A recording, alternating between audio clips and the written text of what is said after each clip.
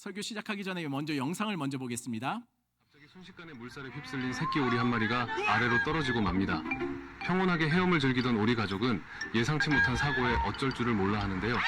다행히 떨어진 높이가 그리 높지 않아서 새끼 오리는 다치지 않았지만 홀로 떨어져 나간 탓에 어미 오리는 발을 동동 굴려야 했죠.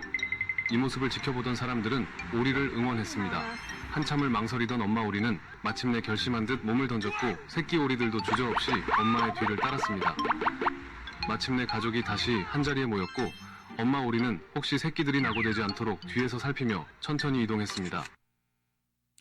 예, 짧은 영상 같이 봤습니다. 영상 속에 나오는 어미 오리 어떻게 뚝 아래로 몸을 던질 수 있었을까요? 어미 오리가 뚝 아래로 몸을 던졌던 이유는 간단하게 할 겁니다. 분명한 것은 이걸 겁니다. 뚝이 별로 높지 않아서. 근데 정말 그랬을까요? 그럼 이렇게 질문하겠습니다. 만약에 뚝이 좀 더 높았다면 어떨까요? 어느 정도가 커트라인일까요? 혹시 나야가라 폭포만큼 뚝이 높았다면 어미 오리는 안 뛰어내렸을까요? 남아있는 새끼들은 뛰지 않았을 거예요. 근데 어미는 그래도 뛰었을 겁니다. 왜입니까?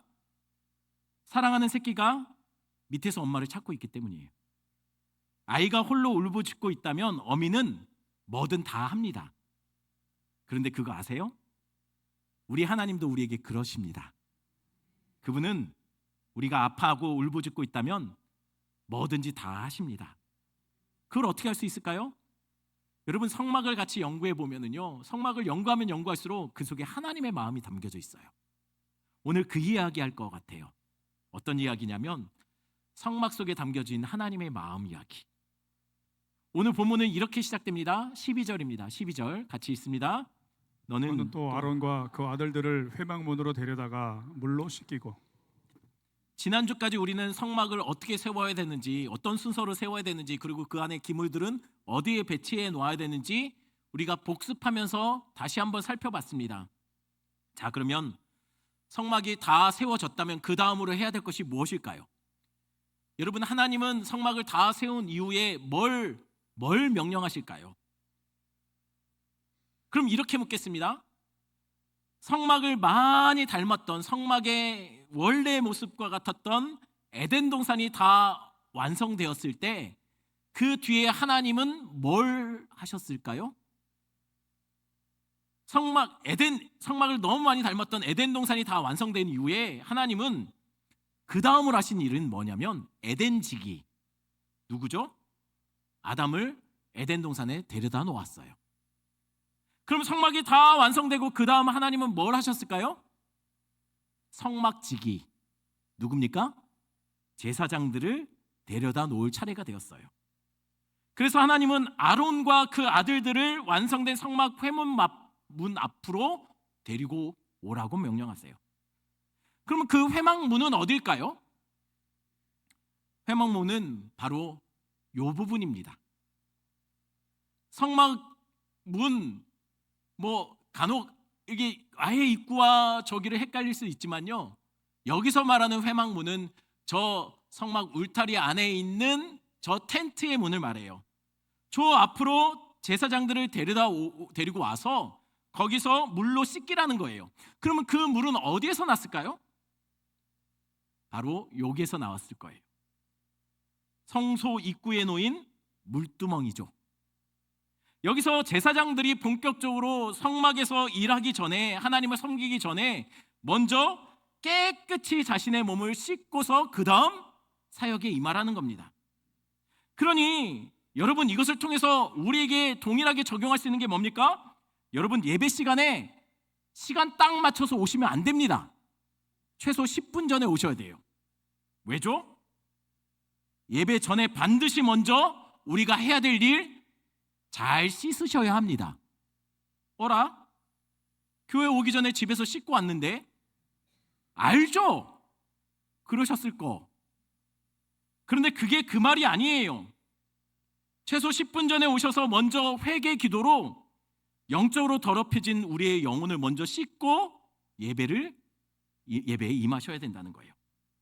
그런데 가만 보면 설교 시간에 딱 맞춰서 오시는 분이 있어요. 그것도 아주 규칙적으로, 항상, 매번. 저희 교회 말고 다른 교회예요. 근데 그런 분의 특징은요, 또 가실 때는 축도가 시작될 쯤 나가버리세요. 제가 손 들고 눈을 감는 순간 나가세요. 목사가 축도할 때 눈 감았을 텐데 웃지 않았지? 예, 목사는 눈을 감아도 다 보입니다. 우리 교회는 아니라면서요. 목사는 이 교회에서 설교해도 다른 교회의 모습이 보입니다. 그러니 예배는 적어도 10분 전에 오시고 축도가 끝나면 나가셔야 합니다. 그 전에 나가시는 분들은 가까운 경찰서에 신고하십시오. 그러면 안 됩니다. 그러면 제사장들은 씻고 나면 그 다음 뭘 했을까요? 13절 14절입니다. 제가 13절, 여러분 14절 읽으십시오. 아론에게 거룩한 옷을 입히고 그에게 기름을 부어 거룩하게 하여 그가 내게 제사장의 직분을 행하게 하라. 너는 또 그 아들들을 데려다가 그들에게 겉옷을 입히고. 씻고 나면 그 다음 뭘 한다고요? 옷 입히랍니다. 어떤 옷입니까? 제사장들을 위해서 준비된 거룩한 옷을 입히랍니다. 그 옷이 뭡니까? 바로 이런 옷이에요. 대제사장과 제사장은 각각 다른 옷을 입죠. 복습 겸 제사장 옷 입는 순서를 먼저 살펴보겠습니다. 제사장은 이런 순서로 옷을 입습니다. 먼저 속바지를 입어요. 그리고 나서 그 다음으로 입는 것은 세마포 옷입니다. 이 세마포 옷은 이제 머리 이게 뒤집어 쓰는 형태로 입는 거예요. 여기까지는 대제사장이나 일반 제사장이 똑같아요. 이게 기본 복장이에요. 하지만 이제부터 일반 제사장과 대제사장이 구별되어 다르게 입기 시작합니다. 왜냐하면 지금부터 대제사장만 특별히 입는 예복들이 지금부터 소개되기 때문이에요. 그게 뭐냐면 그 다음에 기본적인 세마포 옷에 추가로 대제사장은 이렇게 파란색 옷을 입습니다. 그 다음으로 대제사장이 또 입는 것은 바로 에봇이에요. 에봇은 이렇게 허리에 두르는 것처럼 보이지만 사실은 흉패와 연결되어 있어서 전체적으로 보면 앞치마처럼 생겼어요. 이렇게 말이죠. 앞치마 같죠? 에봇의 흉패, 가슴의 흉패가 연결됩니다. 그래서 앞치마처럼 바뀌는 거예요. 이 흉패 안에는 우리가 이전에도 살펴봤던 것처럼 우림과 둠빔이라는 두 개의 검은색, 흰색 돌 같은 것이 들어있습니다. 이거의 역할이 뭐죠? 마치 천기 올려 백기 올려 같이 하나님 이렇게 해야 됩니까? 예, 아마도 뽑아서 이거 갖고 아마 하나님의 뜻이 뭔지를 확인했던 것 같아요. 그래서 이 흉패를 판결의 흉패라고도 불려요. 그렇게 판결의 흉패까지 입고 나면 그 다음에 뭐를 하냐면 머리에 세마포로 만들어진 관을 씁니다. 이렇게 두건 같은 걸 써요. 그런데 파란색 겉옷과 에봇이 안 보이죠? 왜냐면 이 두건은 제사장과 대제사장이 공통적으로 쓰는 두건이기 때문이에요. 그리고 나면 추가로 대제사장만 이렇게 관을 추가로 씁니다. 여기에는 여호와께 성결이라고 기록된 찍혀있는 새겨진 그 금관을 머리에 쓰는 거예요. 그런데 이 금관에는 저거 입는 거 보니까는 파란색 겉옷과 에봇이 보이죠? 이건 대제사장이 쓰기 때문이에요. 그래서 결국은 다 입고 나면 최종적으로 이런 복장이 됩니다. 대제사장과 제사장 복장이 이렇게 된다는 거예요. 딱 봐도 여러분 어떻게 구분하시면 됩니까? 일반 제사장은 백군이고 대제사장은 천군이라고 생각하시면 돼요. 그러니 대제사장과 제사장의 예복의 결정적인 차이는 뭐냐면 바로 파란색 겉옷과 그 다음 가슴에 있는 저 보석들이 달린 에봇, 요것이 둘의 차이점을 만들어내는 결정적인 차이라는 거예요. 그러면 왜 하나님은 대제사장에게만 특별히 파란색 겉옷과 에봇을 입으라고 명령하셨을까요? 도대체 이 겉옷, 파란색 겉옷과 에봇은 어떤 의미를 가진 여러분 예복에 그 안에 담겨있는 의미가 무엇이냐라는 거예요. 먼저 파란색 겉옷 이야기 먼저 하겠습니다. 어떤가요? 파란색이니까 파랗죠? 당연하죠. 파란색이니까 파랗죠. 왜 파랄까요? 이전에도 이것과 관련해서 제가 이렇게 질문을 했습니다. 혹시 여러분 이 노래 아십니까? 파란 나라를 보았니? 꿈과 사랑이 가득한 파란 나라를 보았니? 천사들이 사는 나라. 예, 파란 나라는 어떤 나라라고요? 예, 이 땅에 속한 나라가 아니라 천사들이 사는 저 너머의 곳이라는 거예요. 그러니까 왜 파란 옷을 대제사장이 입었을까요? 일반 제사장의 옷은 세마포옷이에요. 세마포옷의 의미가 뭡니까? 바로 하나님의 백성들은 죄를 저렇게 덮어야 된다는 거예요. 가려야 된다는 거예요. 보혈의 의미예요. 여러분, 죄를 덮기 위해서 세마포옷을 입는다는 얘기는 그 말은 뭡니까? 바로 죄인들이 입어야 될 옷을 말하는 거예요. 일반 제사장들이 입는 세마포옷은 죄인들을 상징하는 옷이기도 하다는 것이죠. 죄를 덮고 가려야 죽지 않고 하나님 앞에서 일할 수 있다는 거예요. 그런데 그 세마포옷에 특별히 대제사장은 추가로 파란색 옷을 덧입었어요. 그러니 도대체 이 파란색 옷의 의미가 뭐냐는 거예요. 이 파란색의 옷의 의미는요, 죄인들에 속하지만 이 땅을, 이 죄에 속한 이 땅을 발딛고 살지만 실제로 소속은 어디 있다는 거예요? 하늘에 있다는 거예요. 이 땅을 살아가지만 하늘에 속한 자라는 의미입니다. 그게 대제사장이 그렇다는 거예요. 그래서 대제사장은 파란색 겉옷을 입습니다. 그런데 여기서 주목할 것이 있어요. 한글 성경에서는 이 옷을 그냥 에봇 받침 겉옷이라고 번역해요. 그런데 72역에는 이 옷을 뭐라고 번역하면 발에 끌리는 옷, 에봇 받침 옷이라고 불러요. 실제로 저것보다 더 길게 늘어졌을 거예요. 발이 보이지 않을 정도를, 발을 덮을 정도로 말이죠. 거기에 추가로 그 밑단에 뭐가 있냐면, 다음 그림 한번 볼까요? 자, 보세요. 금종을 매답니다. 석류 모양의 부착물들을 또한 거기다가 달아놔요. 그러니 대제사장이 성막에 나타나면 어떤 일이 벌어질까요? 일단 대제사장이 성막에 나타나면 따로 청소할 필요가 없어요. 다 쓸고 다녀요. 그러니 늘 성소하는 깨끗했을 겁니다. 그리고 대제사장이 성막에 나타나면 누구나 대제사장이 어디 있는지 알 수 있었을 거예요. 왜냐하면 질질 끌리는 옷에 달려있는 방울이 계속 울려댔을 거니까요. 근데 이게 어디서 많이 본 모습 같지 않습니까? 어디서 봤죠? 계시록 1장 12절 13절. 제가 12절, 여러분 13절 읽어주십시오. 몸을 돌이켜 나에게 말한 음성을 알아보려고 돌이킬 때에 7 금 촛대를 보았는데, 촛대 사이에 인자 같은 이가 발에 끌리는 옷을 입고 가슴에 금띠를 띠고. 방금 읽은 구절은 요한이 환상 중에 7 금 촛대지만 번역은 제대로 하면 금 등잔대가 맞습니다. 근데 7 금 등잔대는 주로 어디에 있습니까? 이거 딱 봐도 어디에 있는 거죠? 바로 여기에 있는 거예요. 성소 안에 있는 거예요. 이 성소는 누구만 들어갑니까? 제사장과 대제사장만 들어갈 수 있는 곳이에요. 근데 그곳에 제사장과 대제사장만 들어갈 수 있는 곳에 누가 있다고요? 인자 같은 이가 있대요. 인자 같은 이는 성경에서 누구를 말하는 겁니까? 예수 그리스도예요. 어라? 그런데 예수님의 복장이 어떤 복장입니까? 발에 질질 끌리는 옷을 입고 가슴에 금띠를 띠고 있대요. 딱 봐도 누굽니까? 대제사장의 모습이에요. 여러분 기억하십시오. 아론은 진짜가 아니에요. 아론은 모형이에요. 제사장은 여러 명일 수 있어요. 근데 원래는 대제사장은 성경에 늘 한 명입니다. 이 한 명이 죽어야 새로운 대제사장이 세워져요. 여러분 이것을 통해서 말하고자 하는 것이 뭘까요? 대제사장은 그림자라는 거예요. 진짜 우리에게 죄인과 하나님을 연결시키는 중보자, 유일한 중보자가 우리 안에 계시다는 거예요. 그가 누굽니까? 바로 진짜 대제사장 되시는 예수 그리스도가 있다는 겁니다. 그것을 보여주는 것이 땅에 끌리는 파란색 옷이 보여주는 진짜 의미라는 것이죠.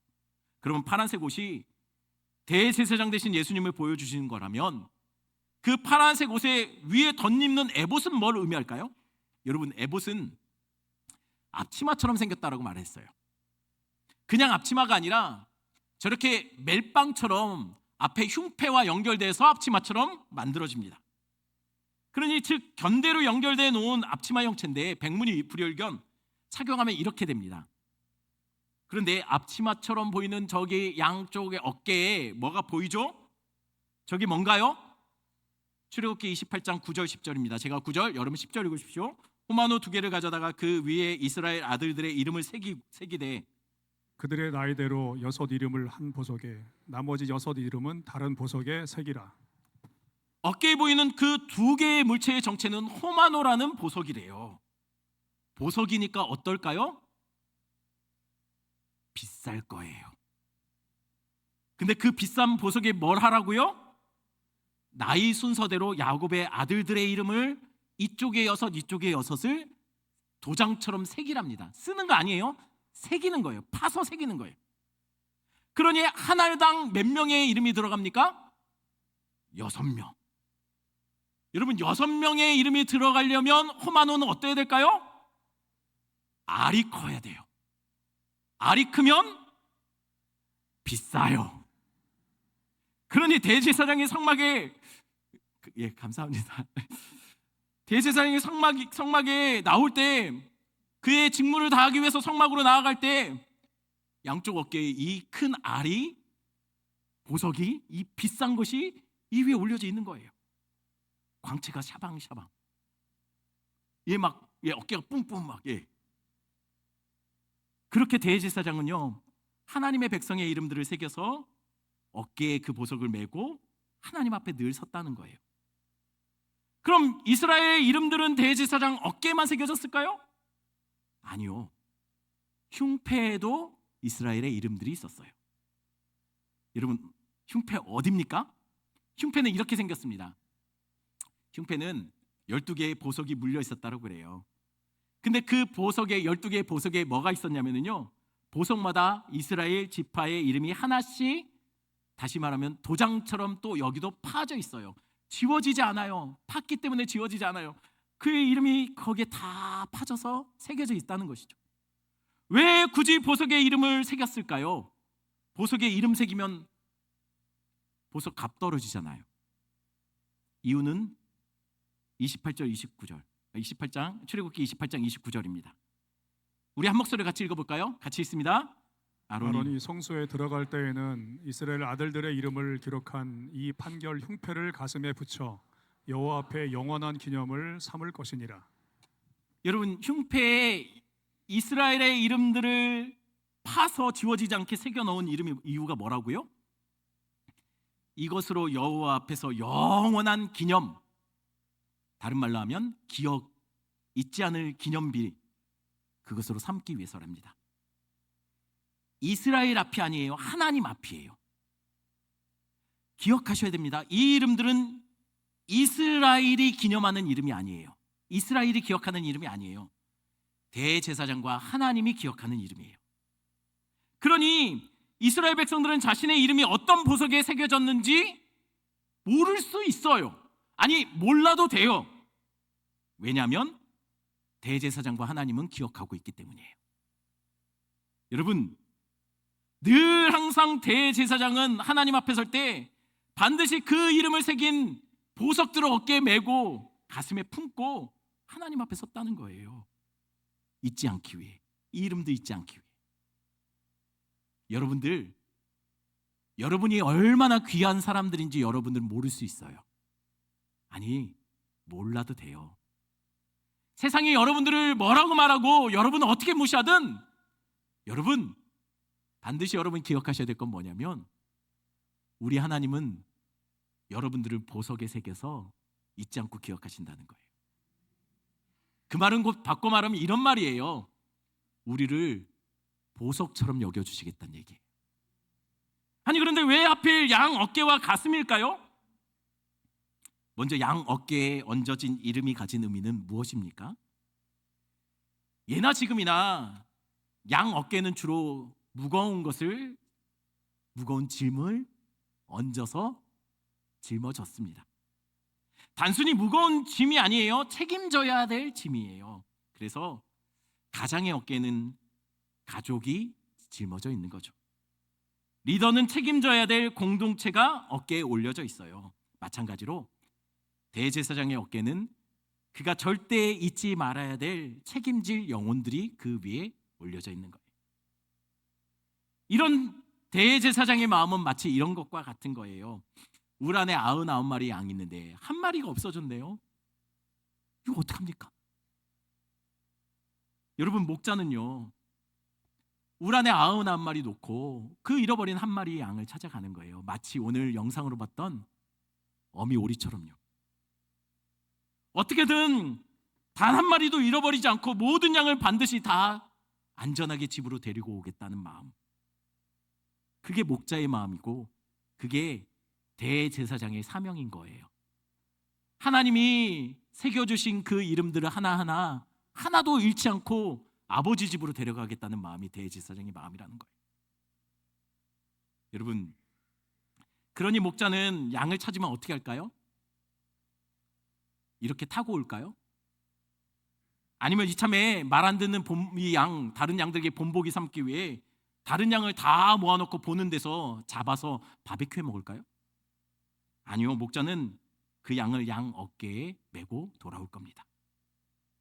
그래서 대제사장의 양 어깨에는 이스라엘 12지파가 그 이름이 새겨진 보석이 얹어져 있었던 거예요. 우리 주님이 단 한 명도 잃지 않고 그 어깨에 우리를 다 메서 아버지 집으로 돌아가겠다는 얘기죠. 그럼 어깨는 그렇다 치고 가슴에는 왜 이스라엘 이름이 12지파의 이름이 그 보석 하나하나에 새겨져서 달려 있었을까요?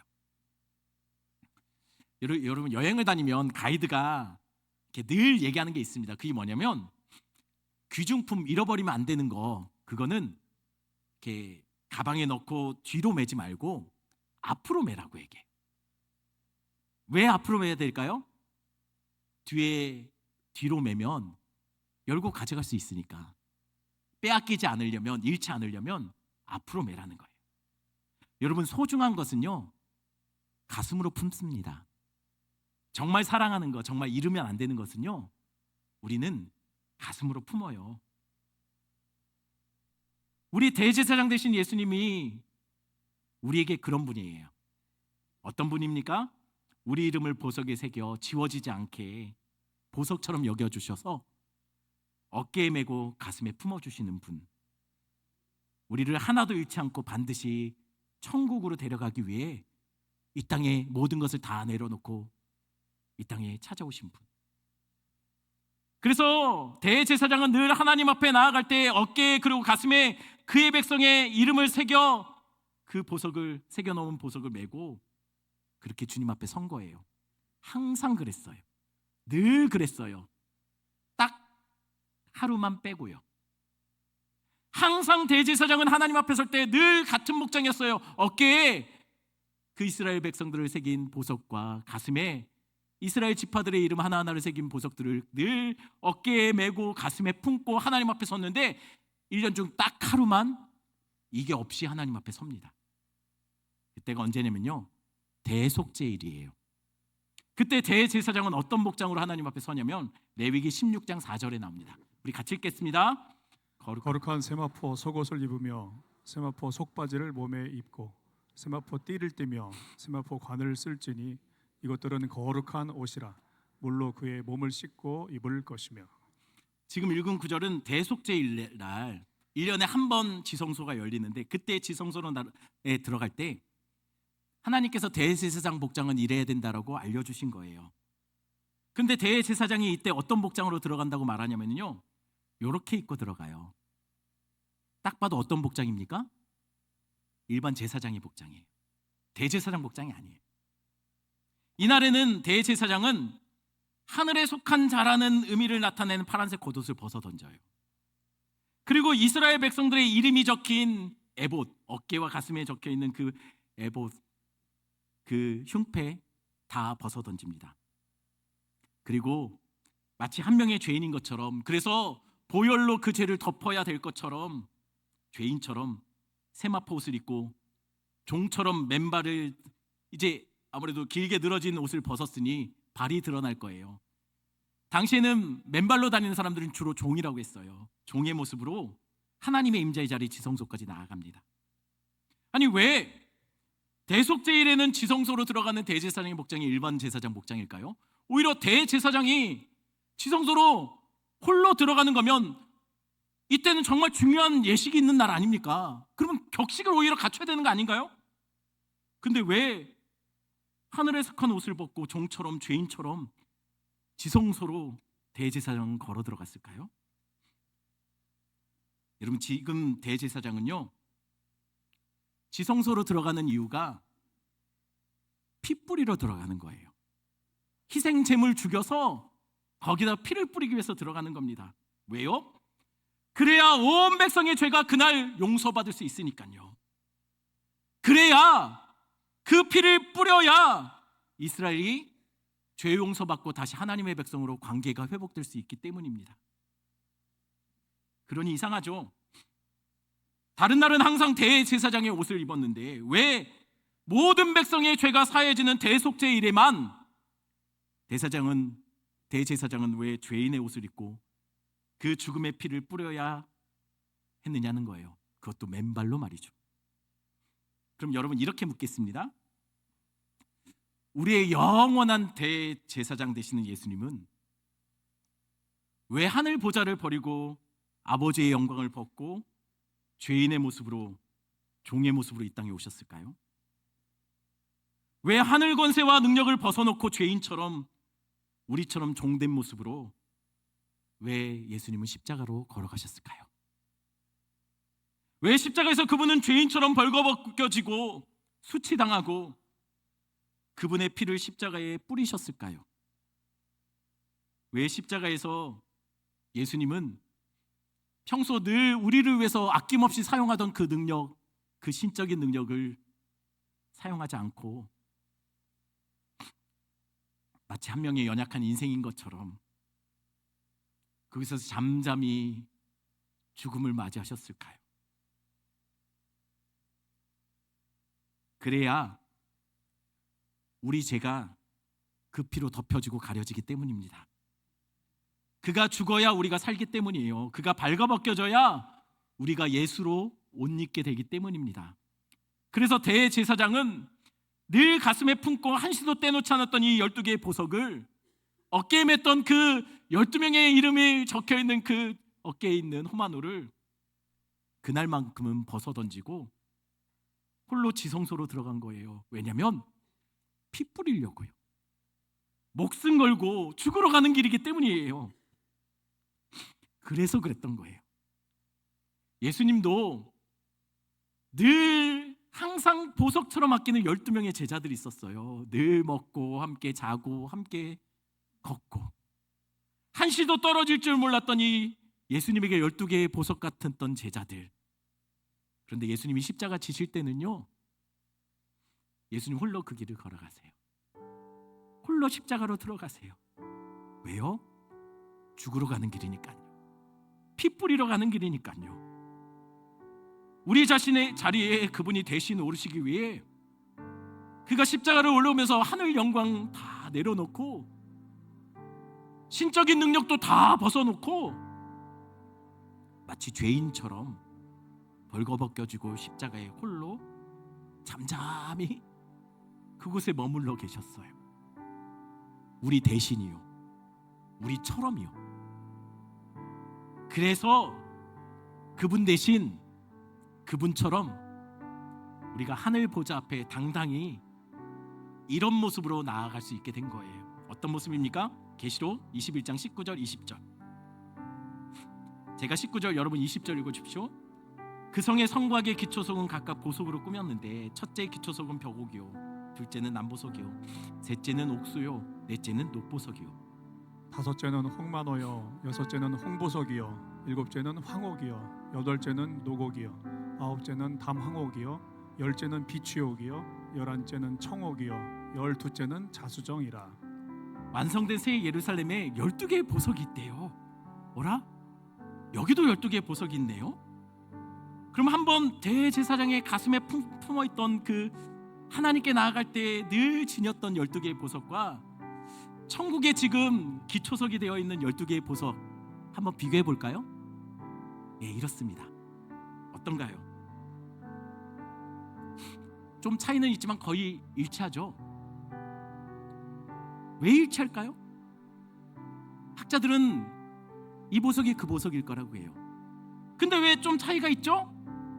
여러분, 사도 요한이 환상 중에 하늘 천국의 보석을 보는데, 여러분, 사도 요한이 그 보석을 볼 때 이름을 정확하게 알 수 있었을까요?